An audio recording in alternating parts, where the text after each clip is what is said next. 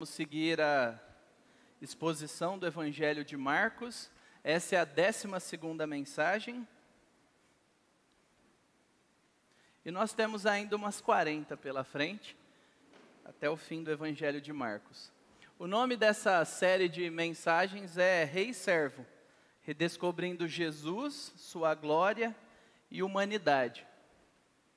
E o título que eu dei para essa mensagem é O Rei que Trabalha em Equipe.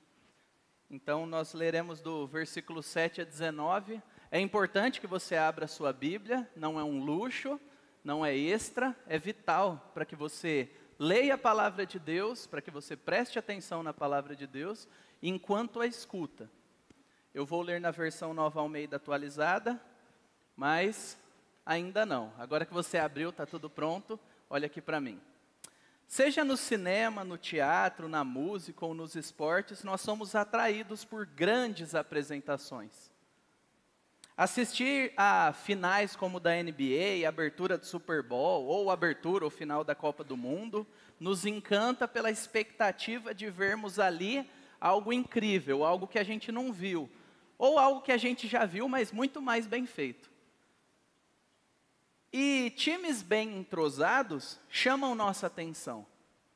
Mesmo quem não gosta de futebol, assim como eu, para, na época da Copa, para ver algum jogo ou outro da seleção, principalmente quando passa das oitavas, né? Aí dá para gastar um tempinho melhor.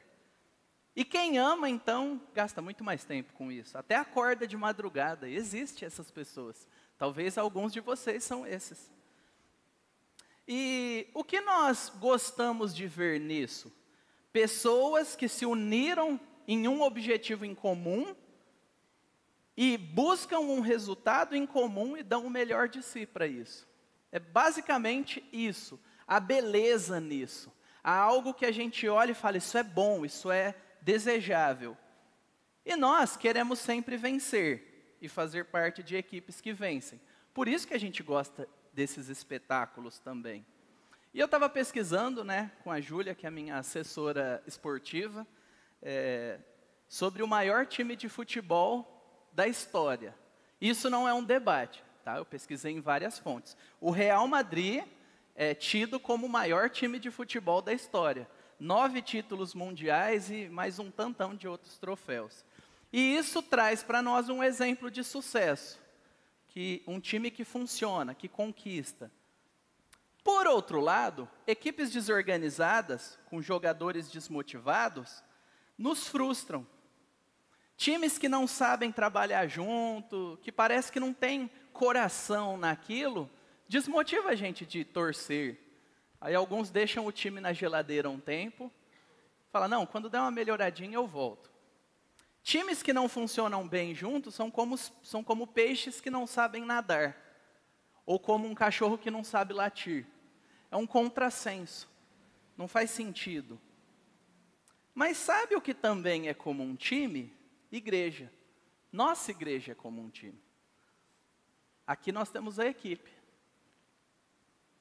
Aqui também. Vocês viram a equipe tocando e tem pessoas que vocês não veem que estão servindo agora. É um time.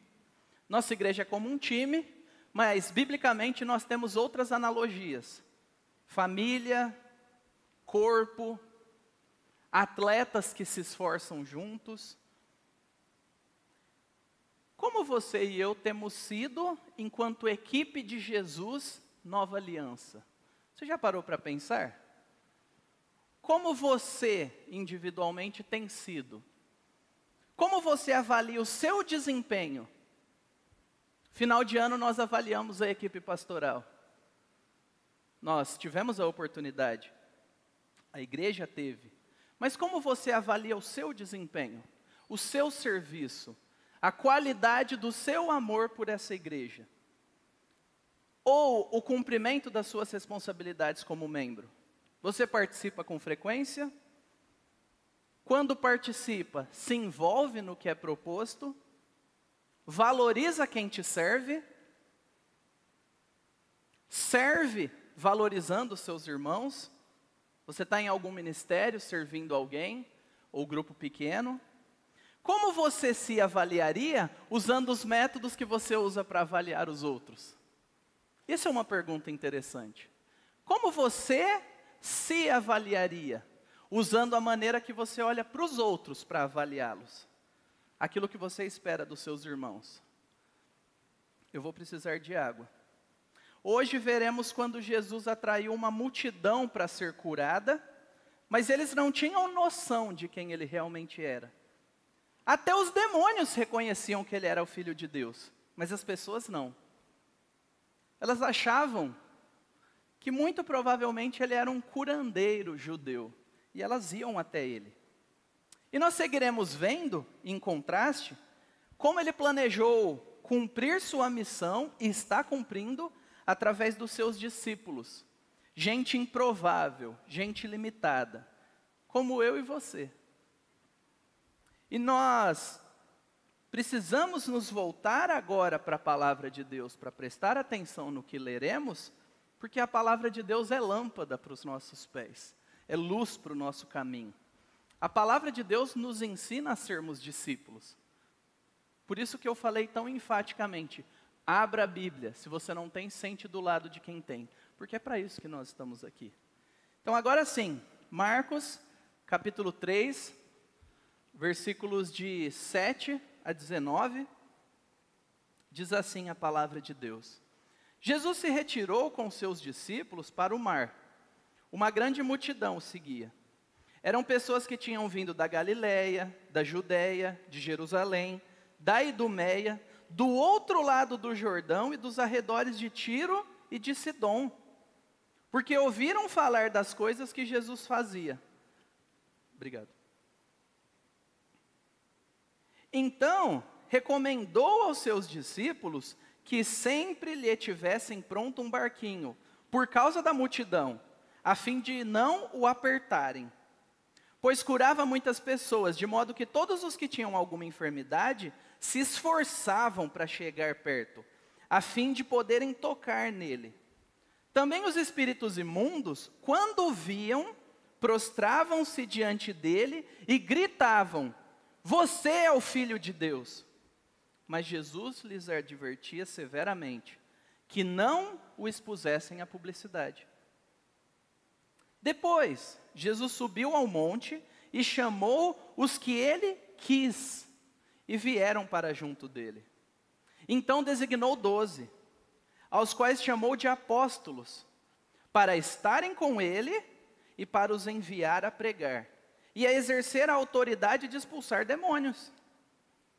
Eis os 12 que designou: Simão, a quem acrescentou o nome de Pedro, Tiago, filho de Zebedeu, e João, irmão de Tiago, aos quais deu o nome de Boanerges, que quer dizer filhos do trovão. André, Filipe, Bartolomeu, Mateus e Tomé. Tiago, filho de Alfeu, Tadeu, Simão o Zelote e Judas Iscariotes, que foi quem o traiu. Vamos orar? Senhor, eis diante de nós a Tua palavra, nós somos o Teu povo, nós precisamos da Tua ajuda, ó Deus. Nós precisamos da Tua ajuda para dar o devido valor ao Senhor, dar o devido valor à Tua palavra, para nos concentrarmos naquilo que tem valor eterno, enquanto a nossa atenção é disputada por coisas irrelevantes, por coisas mínimas na perspectiva eterna. E nós precisamos que o Senhor nos ajude, para que ao nos focar na Tua palavra, o Senhor responda os anseios do nosso coração, do Teu povo aqui. E aqueles que estão aqui que não Te conhecem como o único Deus verdadeiro, como pessoal, como seu Deus, que o Senhor faça uma obra de salvação sobrenatural, regenerando essas pessoas. E que o Senhor nos dê alegria por sermos Teu povo, ó Deus. A Tua palavra tem respostas para nós, nos ajude a prestar atenção, o Senhor está falando. E eu peço por mim, ó Deus, para que eu não seja um instrumento incapaz de comunicar a Tua palavra. Capacita-me com o Teu Espírito, dá-me sabedoria. Una-nos em Ti, ao redor da Tua palavra, e edifica-nos. para que o teu nome seja honrado, valorizado, admirado. E para que nós tenhamos alegria, gratidão, satisfação em Ti, como teu povo. Torne esse tempo eternamente proveitoso para nós. Não por mim, não por esse ambiente, e nem mesmo pelos meus irmãos, mas pelo Teu Espírito, que age em nós e que grava em nossos corações, para a eternidade, as verdades do Senhor. Desperta-nos, ó Deus, em nome de Jesus. Amém.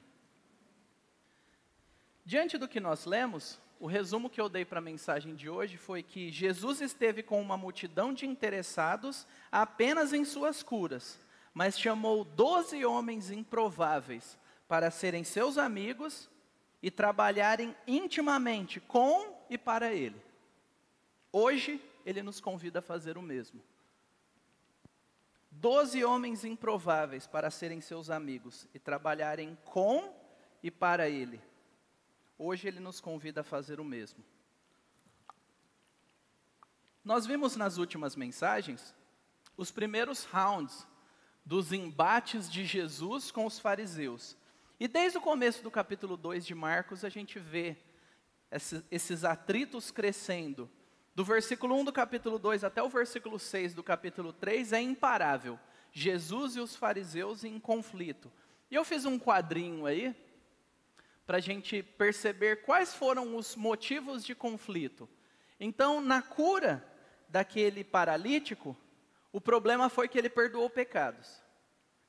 Na continuidade do texto, o problema foi que ele comeu com pecadores, com gente desclassificada, religiosamente falando. O outro problema foi porque eles não seguiam as regras de jejum dos fariseus. Então eles tiveram conflito. E o último que se estendeu em duas maneiras diferentes foi o sábado. Não porque Jesus e os seus discípulos não guardassem o sábado, mas porque Jesus e os discípulos não guardavam o sábado do jeito dos fariseus. Legalisticamente falando. Apenas externamente. E o que Marcos quis enfatizar foi os vários motivos e situações pelos quais Jesus sofre rejeição dos líderes religiosos. Esses líderes eram os que afirmavam publicamente a guardar o Messias, guardar a lei, ser o povo que é fiel a Deus. E eles se demonstraram ser os mais endurecidos, mais incrédulos e queriam matar Jesus. Enquanto os mais improváveis, aqueles que nem eram considerados, gente sem interesse, com práticas reprováveis, uma conduta moral reprovável também, ao receber o Evangelho, eram restaurados e purificados de seus pecados e caminhavam com Jesus. Esse contraste fica claro agora. E esses embates vão dar uma pausa agora. Semana que vem a gente volta. Mas Marcos quer contrastar entre dois grupos que iam a Jesus, que ouviam Jesus, com aquele grupo dos líderes religiosos que rejeitavam Jesus.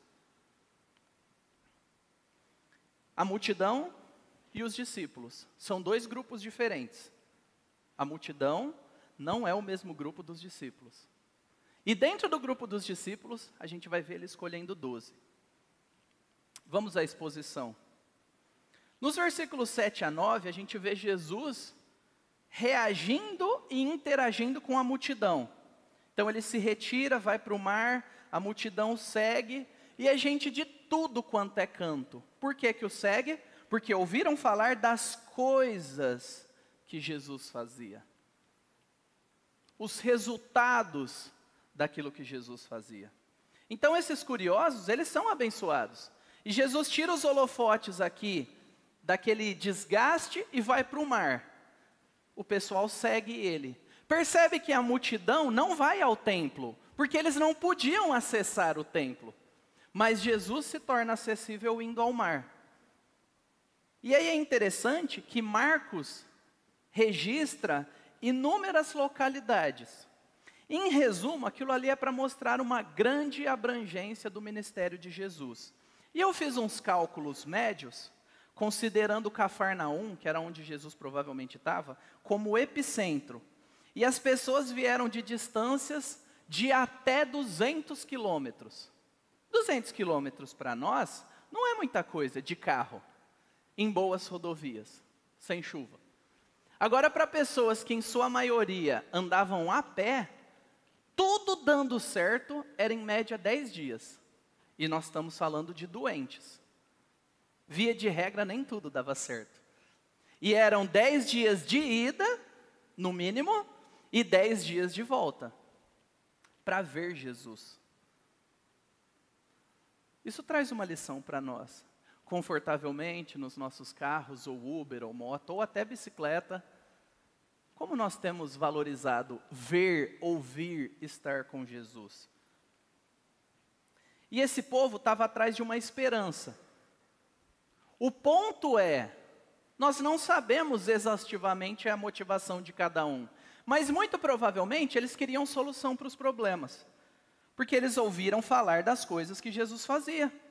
E tinha gente do povo de Deus ali, descendentes dos judeus, mas tinha gente que era gentia, politeísta, adorava um monte de Deus doido, sacrificava, e ouviu falar de um judeu que fazia coisas miraculosas, e foram até ele. Todo tipo de gente vinha até Jesus, e ele era acessível. O fluxo era intenso, e as pessoas o comprimiam, porque todo mundo queria tocá-lo. Eu não sei, né, se já aconteceu com você, comigo não aconteceu. Mas imagina milhares de pessoas indo para cima de você. É uma cena meio assustadora. Pensa assim, né? O pessoal não fez fila e foi educadamente, não, vai chegar a minha vez. Não, o pessoal provavelmente estava se atropelando. E aí Jesus, ele fala para que os seus discípulos preparem um barco, ele está numa praia, e ele dá uma afastada. Aí acalma os ânimos do pessoal. Imagina um monte de torcedores, hoje eu estou para o esporte, um monte de torcedores fanáticos tentando pegar um autógrafo, tirar uma foto com aquele atleta que admira. É mais parecido com isso aqui. Só que mesmo sendo incômodo, mesmo sendo uma situação desconfortável, desagradável, Jesus foi bondoso com eles. Ele não se afastou daqueles sofridos, tanto doentes como possessos. Ele se deixou ser tocado.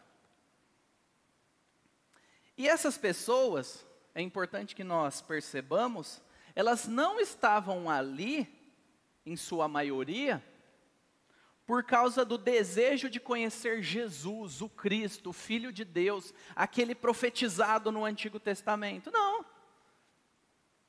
Aquele que ensinava o caminho de Deus. Em sua maioria, eles queriam resolver problemas. Meu filho está endemoniado, eu preciso resolver. Meu parente ou eu estou doente, quem resolve o problema? Jesus. Para a multidão, Jesus era o resolvedor de problemas.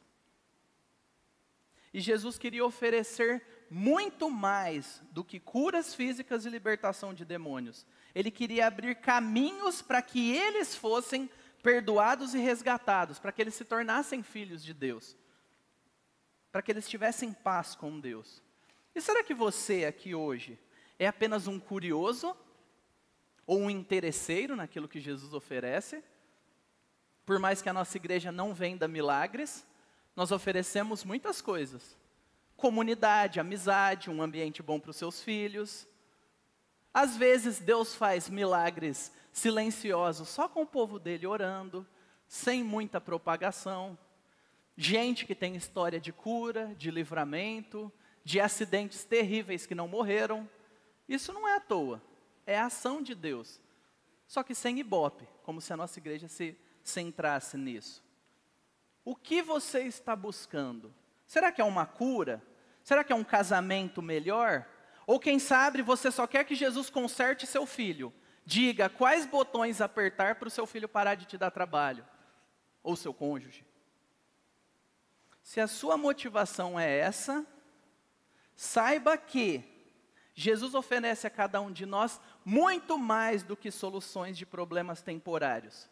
E Ele oferece soluções, sim. A verdade oferece, mas ela nos muda antes. Ela nos transforma para que as soluções aconteçam. Não é uma solução externa, contratando alguém para resolver os problemas, não. Jesus nos quer, Ele quer transformar cada um de nós e assim perdoar os pecados. E se você tem sido corroído por culpa, por causa dos seus pecados, será que você tem medo de Jesus te amar? É algo que a gente fala pouco. Mas será que você tem dificuldade de acreditar que Jesus te ama por causa do seu passado? Seja o seu passado recente, seja o seu passado distante, aquilo que ninguém sabe. Será que você tem medo que descubram quem você é de verdade? Jesus Cristo te oferece paz, paz com Deus. Romanos 5:1. Justificados, pois, mediante a fé, temos paz com Deus, por meio do nosso Senhor Jesus Cristo. Venha a Ele, não importa o seu passado recente ou distante. Peça a Ele que Ele te salve, que Ele te dê paz, que Ele te aceite. Saia da multidão de curiosos se você está nessa situação. Assuma um compromisso como discípulo de Cristo. Se renda. Se dê a Ele. E Ele vai cuidar de você. Amém? Nós somos prova viva disso. Eu destaco aqui que Jesus era alguém muito sábio e tinha propósitos claros a serem atingidos. Seja visando sua pregação, instrução, mesmo na forma que ele curava. E eu quero destacar o versículo 9, porque é importante nós tratarmos, no tempo que nós vivemos, sobre isso. Que Jesus fala para eles separarem um barquinho, sempre. Era um método, era uma estratégia sábia, por causa da multidão que apertava. Enquanto a multidão apertava ele, a multidão se machucava também, tinham pessoas doentes. E Jesus está se preocupando consigo e está se preocupando com os outros. Então ele pediu para deixarem o barquinho, porque o objetivo dele, primordial, não eram curas, era a pregação do Evangelho. E se tem um bando de doido, desesperado, se acotovelando, eles não vão ouvir a mensagem do Evangelho. Então é necessário acalmar. E Jesus várias vezes acalmava a situação. E aí ele falava. Essa sempre foi a prioridade de Jesus e dos discípulos, a pregação do Evangelho. Só que ele não fazia isso de qualquer jeito, sem um plano. Ele tinha objetivos, ele tinha estratégias, e ele usava da melhor maneira possível. E há dois aprendizados importantes aqui. O ministério de Jesus não foi improvisado. Eu sei que alguns de nós crescemos em igrejas, em ambientes religiosos, em que espiritualidade é você fazer na hora. A gente ora, faz na hora, é isso que é o Espírito Santo. Não, o nome disso é tolice. Você escolher transferir responsabilidades para o seu eu do futuro. Você já viu isso? Não vou lidar com isso, vou deixar o meu eu do futuro resolver isso. Isso é tolice. E isso foi vendido, e ainda é, como se agir sem planejamento, se simplesmente acreditar que tudo dá certo, fosse diminuir Deus, diminuir a ação sobrenatural de Deus. No entanto, o próprio Deus tinha um plano, como diz Gálatas 4:4. Mas quando chegou a plenitude do tempo, o tempo certo, o tempo planejado, Deus enviou o seu Filho, humano, vivendo em um contexto histórico, que a mensagem do Evangelho fluiu para o mundo inteiro conhecido. Então sim, Deus não faz as coisas de improviso. Ele pode fazer, mas Ele não está preso, como alguns de nós cresceram ouvindo. Chega lá e fala, ora e faz, não precisa se preparar. Isso é um extremo. Porém, o outro extremo é nós acreditarmos que os resultados vêm dos nossos métodos. É tudo uma questão matemática. Você usa a palavra certa, você usa o ambiente certo, faz o fundo musical certo, repete certo, cria um momento e bum, as pessoas são salvas. Nada contra palavras certas, porque nós valorizamos falar as coisas certas. Nada contra o fundo musical bonito, porque nós gostamos de música. Mas isso não é o método que resolve as coisas. Tem modelos de igreja que estão crescendo, e aí as igrejas menores ou iguais que querem crescer falam, não, vamos copiar isso daqui. Só que não leva em consideração que nós somos uma família. E cada família tem as suas características. Está num local específico. Não é o método que faz a gente alcançar os resultados de Deus. Também não é sobre repetirmos frases que manifestam o poder de Deus.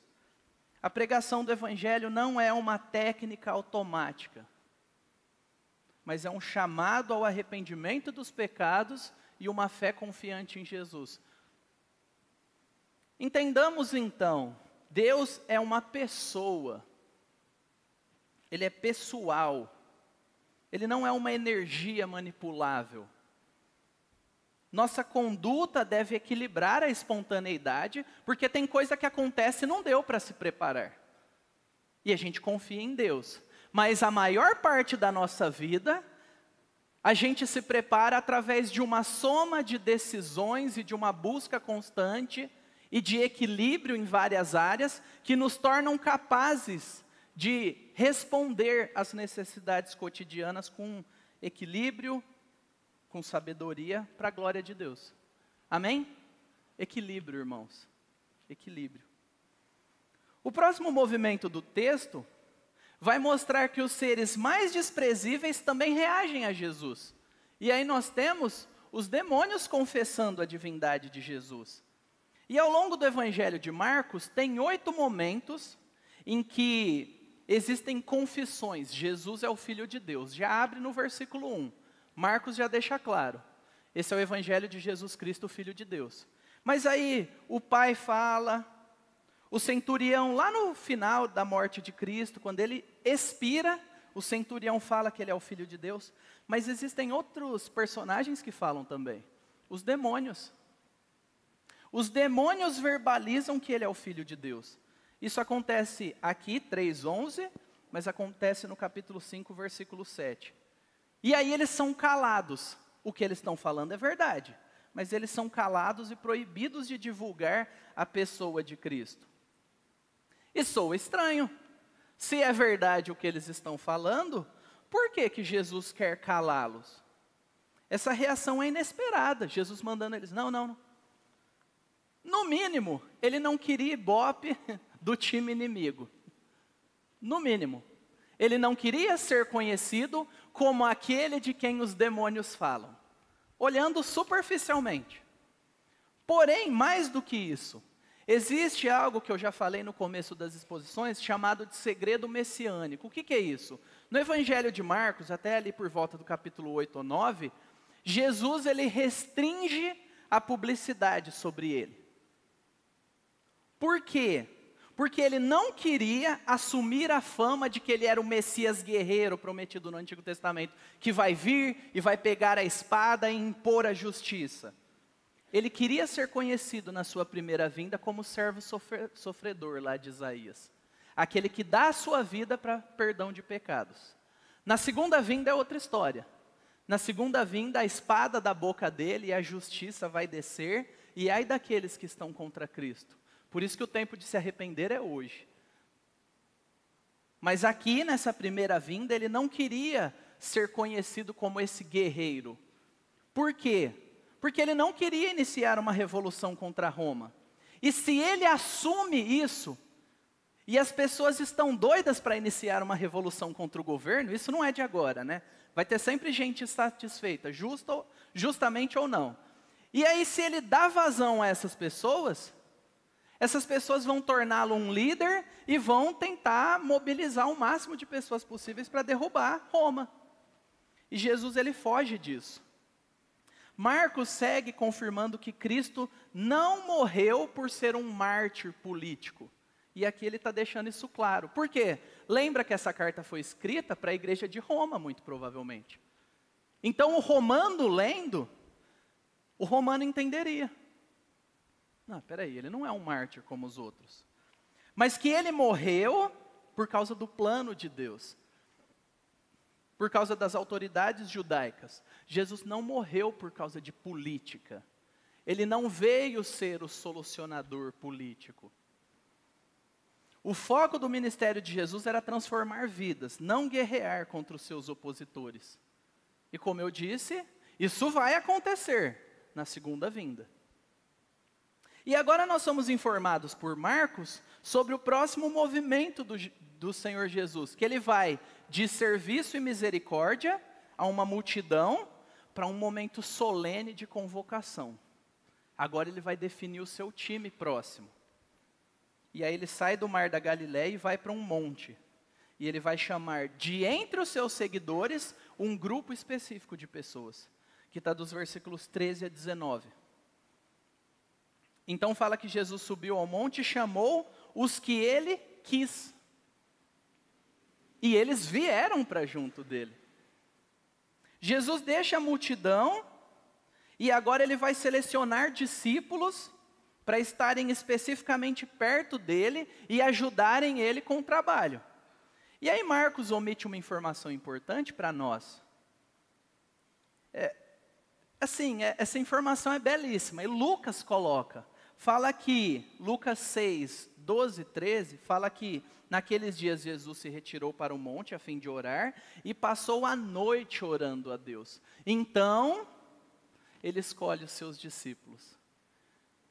Ele não tomou uma decisão do nada. Vamos lá, hein? Vamos decidir. Quem quer? Quem quer, levanta a mão, vamos embora. Não, é solene, é sério. É uma escolha que impactaria a igreja. Ele está escolhendo a base, os seus representantes.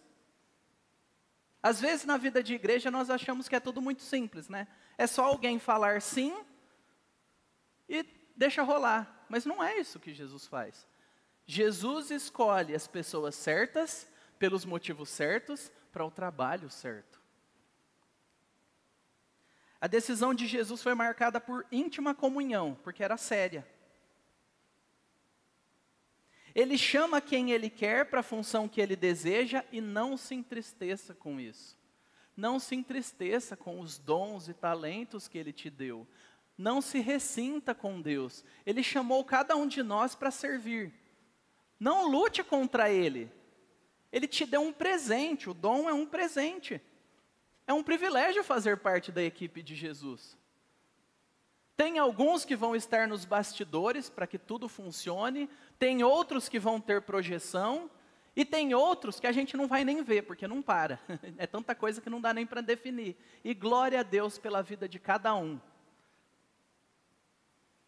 E esse momento da convocação, quando Jesus sobe ao monte, ele é semelhante ao momento de quando Deus chama Moisés para subir um monte, para encontrar-se com Deus e se tornar o representante do povo de Israel, revalidando o chamado dele. Está em Êxodo 19, 2 e 3.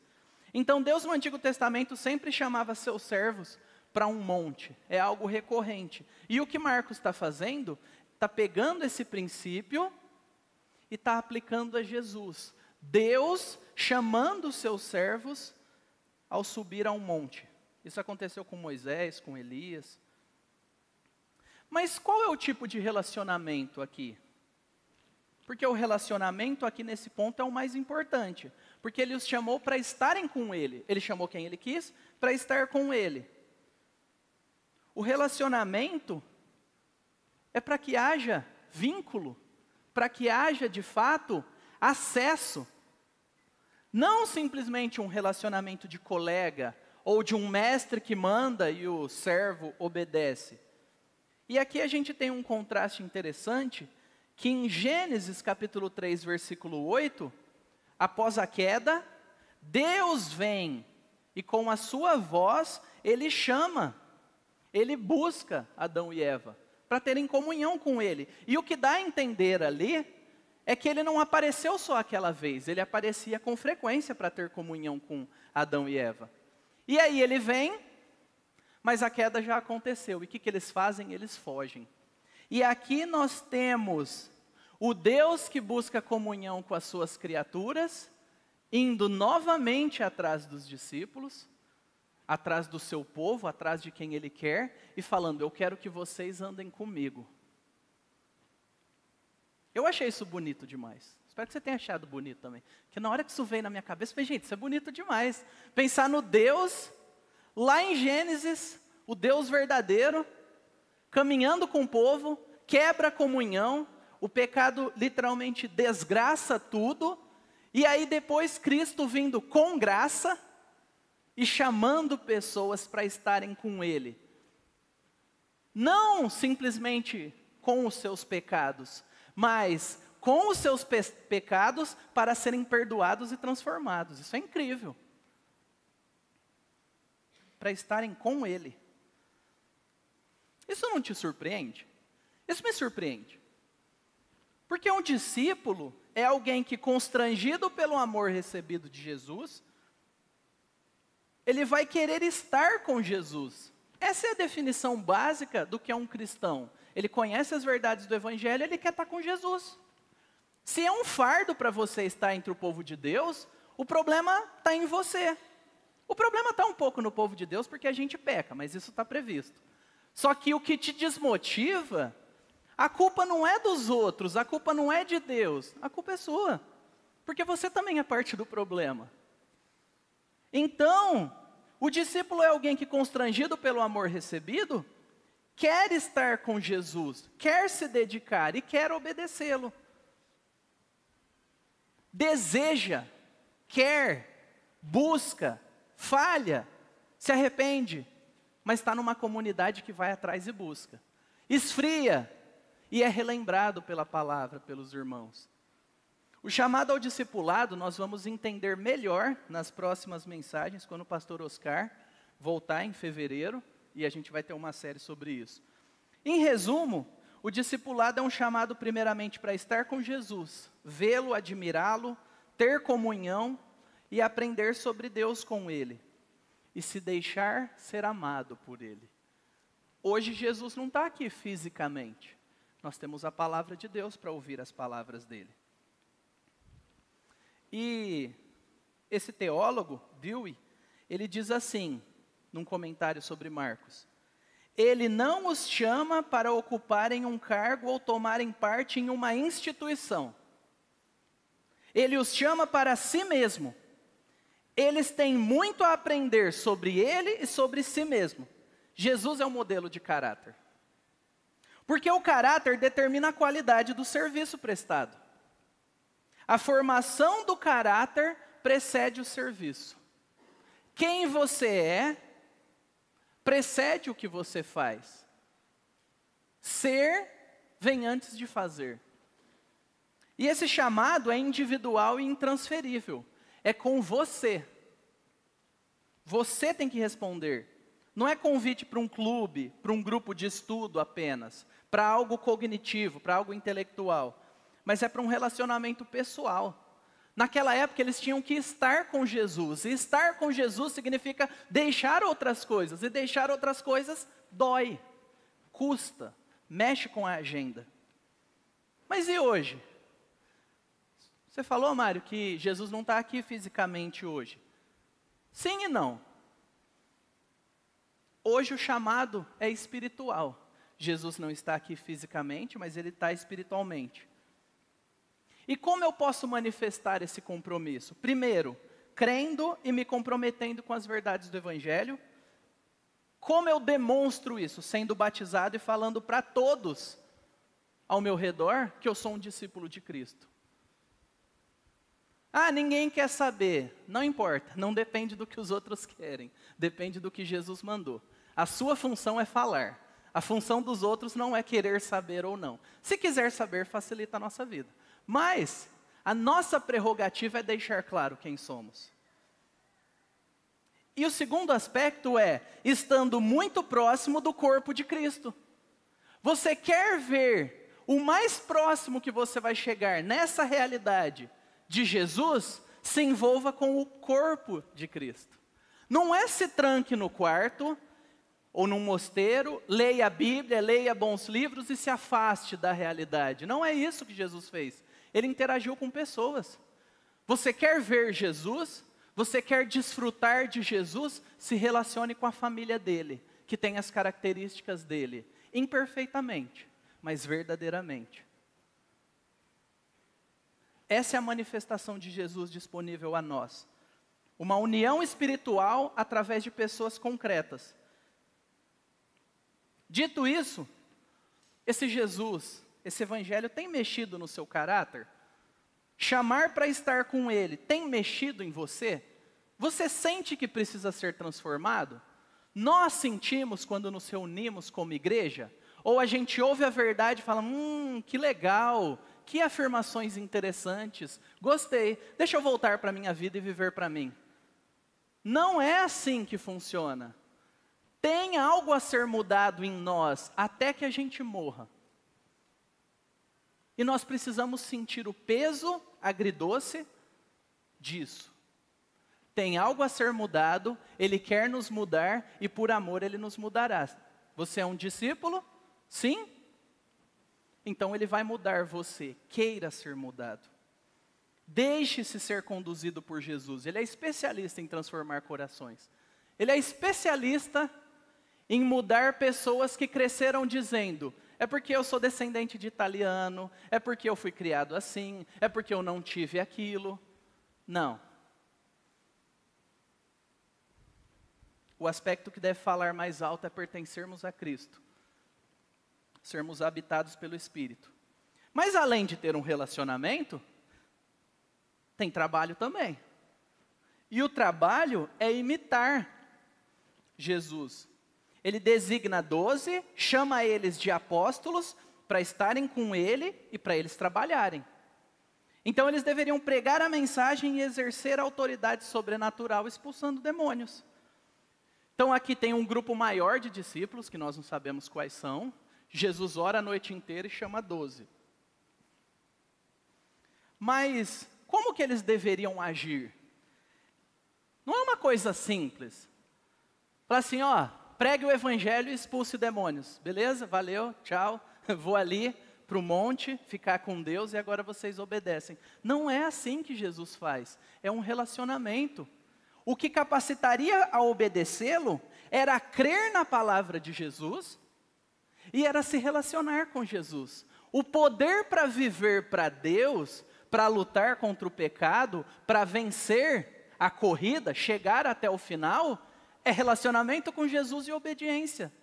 Gente, não é complicado. Esses dias eu estava conversando com uma ou duas pessoas e as pessoas falam, é complicado. Eu falei, não é complicado, é simples. Amar e obedecer, é simples, só que é difícil. O termo correto é difícil. E eles foram designados apóstolos. Apóstolo não é uma palavra nova que Jesus inventou, é uma palavra comum do grego ali. O que seria um apóstolo? É um procurador. Recebe autoridade para tomar decisões. É isso que os apóstolos aqui são. Eles receberam a autoridade de Jesus para fazer a obra de Jesus em nome de Jesus. E esses 12 não deveriam falar de si mesmos. Eles deveriam falar sobre aquilo que ouviam e viam em Jesus. E por isso, o resultado e as obras eram garantidas. E a experiência deles de ver e se assombrarem com aqueles milagres, passou a ser pequena comparado com a experiência de ser um instrumento de Deus para que aqueles milagres acontecessem. Em resumo, discípulos amam, discípulos servem, imitam e chamam outros para imitarem Jesus. Você é um discípulo? E um detalhe que pode passar despercebido, e que nós não podemos correr esse risco aqui hoje, é que os apóstolos eram gente como nós. Eram pessoas como nós. Eu coloquei o nome dos 12 aí, e nós lemos que, até aqui, ele já tinha chamado 5. Simão e André, 2 irmãos, Tiago e João, 2 irmãos, e Levi ou Mateus na coletoria. Então, de 12, ele já tinha chamado 5. Agora ele chama mais 7 homens. E um destaque, por que ele chama 12? E, gente, eu tive que estudar muito, porque ninguém concorda muito entre si nessa ideia. Mas o que fica claro, que eu acho que é o mais simples, ele está fazendo uma alusão às 12 tribos de Israel. Isso é concreto. Ele está fazendo uma alusão às 12 tribos de Israel. Quando Deus criou um povo, ele chama Abrão, e aí ele vai multiplicando, né, e vai embora. Mas um momento icônico é quando nós temos as 12 tribos, que é a representação daquele compromisso que Deus estava fazendo com o povo. 12 tribos que representavam uma sociedade, que era o povo de Deus. E o que ele está fazendo aqui? Chamando 12 homens para representar uma nova criação, porque ele está fazendo nova todas as coisas. O reino de Deus transforma a realidade. A eternidade está adentrando a realidade, está mudando tudo. Então, o novo reino propunha uma nova realidade, um novo tipo de estrutura de liderança. E nós sabemos em Apocalipse 21, 14, que fala que a muralha da cidade, né, que descia do céu, tinha 12 fundamentos, e sobre estes estavam os 12 nomes dos 12 apóstolos do Cordeiro. O que isso significa? Eu não sei. Mas é interessante que o nome deles aparece lá. Alguma função Cristo tem para eles, e ao longo do Novo Testamento ele fala que nós reinaremos e julgaremos com Cristo. Eles eram pessoas diferentes. É uma lista que não chama atenção. Todo mundo, no geral, era da Galileia. Provavelmente Judas, que era diferente. Iscariotes, provavelmente remete a Queriote, uma cidade que não era da Galileia. Galileia dos gentios. Não era da elite, o povo mais santo. Era a Galileia dos gentios, e Jesus chama os 12 de lá. Eles tinham ocupações diferentes. Eles não parecem ter tido grandes profissões, impérios, e por isso Jesus chamou eles. Não. Eles tinham trajetórias conflitantes, porque Levi ou Mateus era um cobrador de impostos, vendido a Roma, e nós temos Simão Zelote, que fazia parte de um grupo nacionalista, anti-Roma. Jesus junta os dois ali. Isso é muito doido, gente. Jesus deliberadamente escolheu duas pessoas que não se dariam bem naturalmente. Igreja, olhe para o lado. Isso está acontecendo desde então. E ele está ensinando duas pessoas que não se dão bem naturalmente a se amar e a avançarem o reino de Deus aqui na terra. E olha essa citação, o objetivo de Jesus. Olha isso. Olha o que esse autor diz. Criar um grupo como este era um risco incrível. Mas em Cristo não há nem galileu, nem judeiano, nem conservador, nem progressista, nem pescador, nem cobrador, nem zelote. Foi feito algo novo. Nós somos o povo de Deus. Esse é o nosso título. Irmãos, filhos de Deus.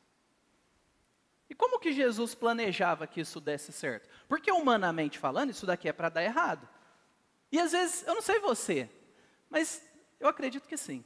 Você já teve a sensação de que parece que a igreja vai dar errado? Você fala assim, nossa, fulano mudou, saiu, algo aconteceu, vai acabar, vai dar errado. E Deus faz uma inversão, desperta alguém, traz gente nova, muda o coração do outro, restaura relacionamento. Você fala, não deu.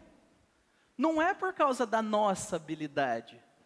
É porque ele está comprometido com a igreja dele. E ela vai durar até a volta de Cristo, amém? Essa é a nossa esperança. Mas como que ele planejava fazer a coisa funcionar? Como que é a dinâmica disso? Ele os manteria unidos e guardados pelo poder do Espírito Santo. Não está citado aqui. Mas a gente sabe que vai ter um derramamento do Espírito Santo, que vai ser a cola, o amor, a união, o perdão que vai manter esse povo unido. Então ele uniu 12 homens que não se uniriam para transformar esses homens num protótipo daquilo que ele faria com a sua igreja. Não por vínculos ideológicos, sociais, não por interesses financeiros, mas por Jesus. O que nos une? Jesus. E via de regra, você vai estar aqui dentro e vai se ver construindo amizade com pessoas que não tem nada a ver com você. E aí a única explicação plausível, por que você abre a sua casa para um bando de estranhos? Porque eles não são estranhos. Porque eles são meus irmãos, eles são o povo de Jesus e eu conheço Jesus. E eu corro riscos porque eu conheço Jesus. E no último final de semana eu tive uma situação que serve de exemplo um pouco para essa dinâmica muito doida da igreja. E cada pessoa que eu estou citando liberou citar o nome dela. Então, a igreja me sustenta em tempo integral e isso possibilitou que eu tivesse um tempo para ir até Botucatu, que está acontecendo o Promifé, Projeto Missionário de Férias, que é uma semana de evangelismo em apoio a igrejas cristãs, feito por jovens e adolescentes. Então, domingo de manhã eu estava aqui, depois do almoço eu fui lá para Botucatu. A Júlia, que é minha esposa, que não está aqui, ela aceitou fazer um esforço a mais com as crianças no domingo, na segunda, se virar com elas. O Ministério de Missões cobriu os custos da viagem para que eu pudesse ir até lá. O Marcos Pacheco, que emprestou o carro para eu poder ir até lá. O Gabriel Romano, que não está aqui, está fazendo concurso hoje, topou ir até lá. A equipe de liderança do Promifé nos acolheu lá com muito carinho. Nós ajudamos em alguns momentos, encorajamos eles. E o que aconteceu? Que nós sabemos. Deus fez o que só Ele pode fazer. Uma pessoa que o Gabriel viu e decidiu compartilhar o Evangelho, professou publicamente crer em Cristo e deu passos falando, eu quero me comprometer, eu quero caminhar com Jesus, igreja, me ajude. Uma pessoa. 3 horas de viagem daqui até lá, 6 ao todo. Um monte de gente envolvida. É sobre isso, gente. Igreja é isso. Ninguém se destaca. Jesus se destaca sobre nós. E eu não estou contando isso para falar, nossa, que legal, fulano, que coisa linda. Não, nessa história fui eu e alguns. Mas quantas histórias nós não ouvimos que são cada um de vocês aqui. E a glória de Deus vai se manifestando e pessoas vão crendo, pessoas vão sendo restauradas, pessoas vão aprendendo a amar Jesus através do nosso compromisso de contribuir de várias formas. Inclusive, de abrirmos a nossa boca pessoalmente e falarmos do Evangelho. Então tem um trabalho em equipe que acontece, mas tem um trabalho individual que eu tenho que fazer. Os dois são realidades para nós. Foi algo maravilhoso e simples. É a obra de Deus acontecendo através de nós. E nós temos muito a aperfeiçoar ainda. Tem muita gente nova chegando. Gente que chega quebrada, gente que precisa de relacionamento, gente que precisa aprender verdades bíblicas. Gente que tem verdades bíblicas, mas precisa de um ambiente para poder compartilhar e frutificar. E nós, Nova Aliança, membros, somos responsáveis por cuidar dessas pessoas. Sinta o peso da responsabilidade também, porque é um privilégio. Nós temos muito a avançar. Mas não nos esqueçamos que para esse tipo de chamado, nós somos todos igualmente despreparados. Opa, sumiu. Os discípulos não foram escolhidos por suas habilidades ou qualificações, mas somente porque Jesus, em sua graça, usa pessoas limitadas e incapazes. É isso. Não sei se você cresceu ouvindo testemunhos do tipo, não, Jesus me salvou porque Ele sabia que eu ia me tornar um tecladista, ia louvar a Deus. Não, não existe isso. É uma ilusão sua. Jesus me salvou porque Ele sabia que eu ia ganhar dinheiro e ser generoso, porque eu seria pastor, ou porque eu seria pai de um pastor, ou porque não tem motivo concreto assim. Jesus te chamou porque Ele te amou e ponto. O que você deve saber e se agarrar é isso. Não justifique a sua salvação com o seu trabalho. Jesus te amou e Ele te chamou. E agora você trabalha porque o ama e com gratidão. E pronto. Porque nós somos profundamente despreparados. Independentemente das nossas qualificações, nós não somos plenamente qualificados para fazer o que Ele nos chama. E você sabe do que eu estou falando, se você já tentou servir. Você no mercado é um leão. Mas aí você tenta falar com um visitante, sua voz embarga, você treme, você não sabe o que fazer. Você pode ser o melhor vendedor do mundo. Não é sobre habilidades naturais apenas, mas é sobre o amor ao nosso Salvador que nos qualifica. Porque somos todos desqualificados por nós mesmos. E aí recebemos graça, poder, capacitação sobrenatural através dos dons. E o que a gente faz? Desenvolve eles em meio à dificuldade também. Não é simples, mágico, pronto. Não. Nós somos despreparados, mas Ele nos chama a fazer parte da sua obra. O propósito? Manter cada um de nós, seus discípulos, humildes, dependentes dEle. Sabendo que quando a obra avança, cresce, pessoas são alcançadas e edificadas, a glória é dEle. O mérito é dEle. Quem capacitou e quem comprou cada pecador foi Ele. E o que sobra para nós? Alegria de fazer parte desse processo. E basta. Alegria basta. Não concorramos com Jesus. Então eu te convido a servir. Confesse a Deus as suas desculpas. Chegue diante dele e confesse: Deus, estou dando desculpas, mas o Senhor sabe que é mentira. Deixe o orgulho de lado. Só sirvo se for do meu jeito. Não. Se mova. Sirva. Há muito a ser feito. E você precisa se comprometer. Se comprometa a falar do Evangelho para uma pessoa do seu trabalho ou da sua família. Se comprometa. Primeiro vem o compromisso, a convicção. Depois, todo o resto se desenrola. Mas enquanto você não se comprometer, todo motivo vai ser desculpa. Lidere um grupo pequeno na sua casa. Nós vamos te ajudar nisso.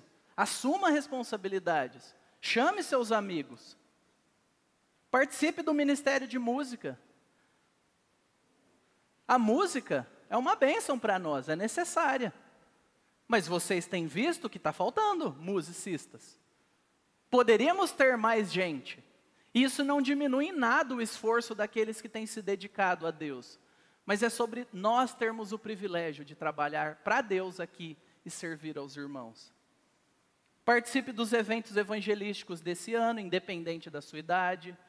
Participe das aulas. Percebe? Vir, conviver, faz com que eu sirva e seja nutrido ao mesmo tempo. Não é sobre receber, nem sobre dar somente, mas sobre me envolver com Jesus e por Jesus. Há espaço para todos servirem. Um discípulo ama o mestre, aprende com ele e logo começa a servir comprometidamente. E eu te pergunto, você é um curioso ou um discípulo? Você é um interesseiro ou um filho de Deus? Jesus chama pessoas comuns, com falhas e histórias diferentes, para serem transformadas por Ele e participarem da sua missão. Como você está correspondendo ao chamado de Deus para pôr a mão na massa junto com Ele? Você está disposto a segui-lo de verdade? Amá-lo profundamente?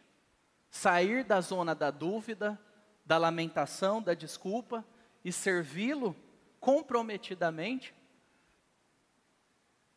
Eu espero que nós respondamos positivamente ao Senhor. Vamos orar? Senhor, nós estamos diante de Ti. E nós pedimos a Ti que o Senhor nos renove, ó Deus.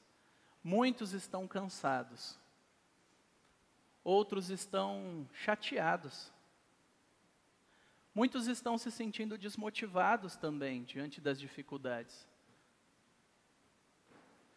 Mas eu peço que o Senhor venha a nós e nos restaure, nos anime, nos revigore, desperte-nos, ó Deus, nos acorde da apatia, da indiferença e da preguiça. Nos ajude a restaurar os relacionamentos quebrados, oferecendo perdão, pedindo perdão. E nos ajude a entrar no serviço do Senhor com alegria, com senso de propósito, com o sentimento de que é um privilégio servir ao Senhor. É um privilégio servir aos nossos irmãos.